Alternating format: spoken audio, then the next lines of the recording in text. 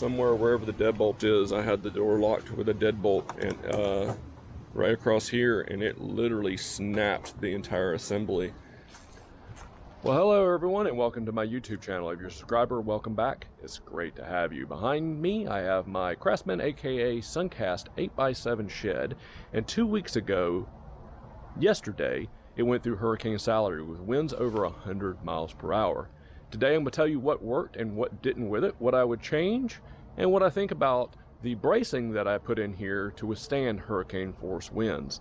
We're down here in South Pensacola, so I knew one day this shed, which is only rated for 75 miles per hour by the manufacturer, would have winds stronger than that. So I'll link the video right here in the top of my previous video where I went over in depth what I did to brace this thing, and the bracing was for two reasons. One was for adding more shelving in, and two was to brace it for a hurricane. And time was up. This 2 years after building it, it got hit with Hurricane Sally. So looking at the damaging part, the biggest part that was damaged, and the part that really caused the most damage, is this front latch right here. So this broke off. I had a padlock. I had this locked down right here, and I had a padlock through these two ears here. And we'll talk about the forces that caused that damage here in just a few minutes, but that was the damage. These two doors then swung wide open and started banging on the walls, so you can visualize that. This door was coming across, hitting this, and then slamming back this way, and then continually going back and forth. This door was doing the same thing, and this door actually came off. I'll show you a picture of that right here.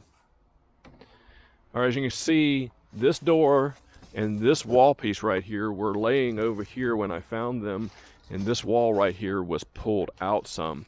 And so we'll look at that damage in a minute, and I'll tell you how that happened. But I've got it put back in there right now. It is still damaged. As you can see, we have some gap issues here. Down below here, there's a tab that's not fitting in to the plastic floor. You can see it's buckled right here.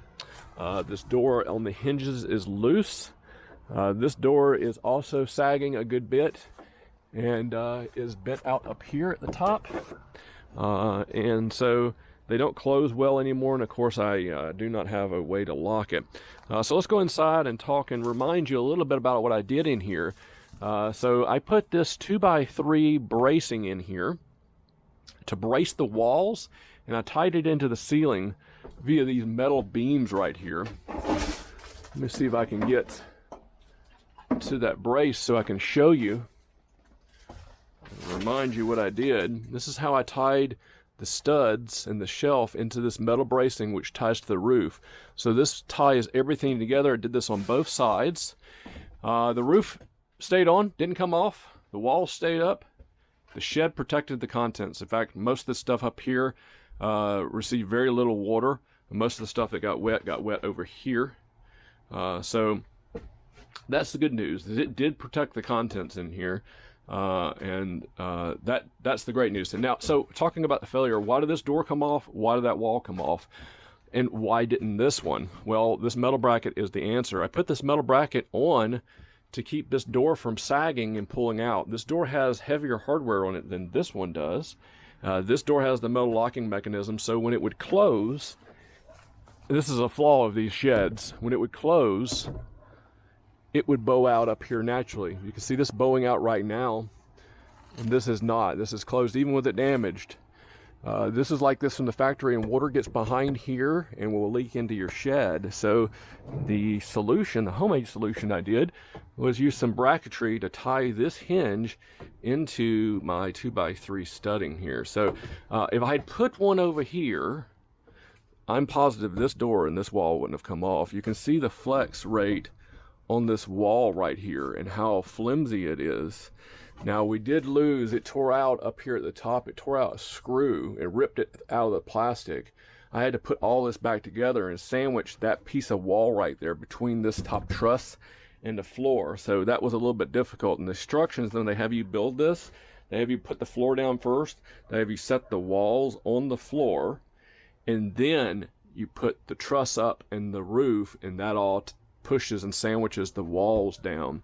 So the fact that this wall came out from between here and the floor meant that I had to do some trickery to massage it to get it back in here. So you can see how loose this is and how it made it easy. If I had tied this hinge into this 2x3 stud right here, I don't think it would have gone all flying. And you can see over here that it is a lot more sturdy and you don't have that movement anymore. Although this will probably need to be tightened up some as it was worn out during the storm. Additionally, the only other damage that I saw was, if you look here on the back, you can see this back wall. I hope you can see it on camera. You can see the back wall has bowed out. Even at the top, all the way up at the top, is bowed out all the way down to about right here. So here's the theory. Here's what happened. Here was the failure point. And I'll tell you in a second how I could have avoided it and how I will avoid it in the future. So the winds were coming in from this direction right here. And at first I thought maybe it was getting up under these eaves and getting into the shed, but no, I don't think so. Ridge vent at the very top. You can see it up there. It's on only this side. I think the air was scooped in under the ridge vent. I think the air filled my shed in here, bowing that back wall and putting such immense pressure on the weakest spot, which is this door latch right here. And these doors, since they're on hinges, they are easily able to swing open. And so the air inside the shed literally busted this latch. And to tell you the force that went behind that, so this door, when the latch broke, this door swung open and of course stopped right here. I found my padlock right there. So this padlock rode on the face of this latch all the way to here where it stopped and dropped straight to the ground. So that was the force of that door opening. It must have been pretty violent when it first broke open. Anyway, I'm not sure if insurance is going to pay to replace some or all of this. Parts are kind of hard to find because Craftsman now has been sold to Lowe's. Suncast does make this shed. This is a Suncast shed, 8x7. However, the Suncast version, the doors kind of have an archway at the top. So this door and this panel, all this is totally different. So if I can repair this a little bit more, I'll probably have to take it apart to repair this side. I'll certainly do a future video, and I'm definitely going to be getting some more of those metal brackets and tying this wall in. Now, what would I do differently in the future? Obviously, I would tie that wall into the metal studs, and get your hands on one of these. My neighbor gave me one of these, and this is for tractor trailers. This is a strap. You could use any other strap or a combination of strap. Instead of going around the top, I would go around the perimeter with the doors closed. If you do the bracing like this, you hold the walls together that way. It wouldn't do anything for your roof unless you tied it in like this. But if I had ran that strap all the way around the shed this way, it would have kept the doors from blowing out, and it would have stopped some of that bowing back there on the back of the shed.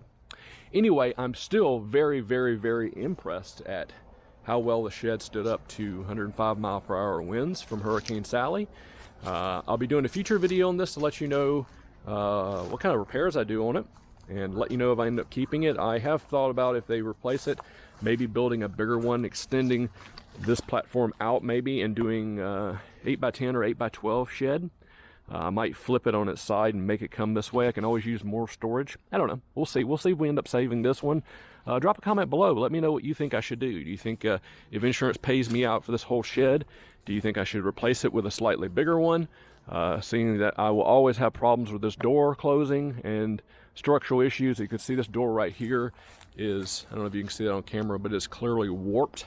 So having these doors close and seal is probably going to be very difficult. Leave a comment below. Let me know what you would do if you were in my shoes. Would you fix this one, or would you get a new one?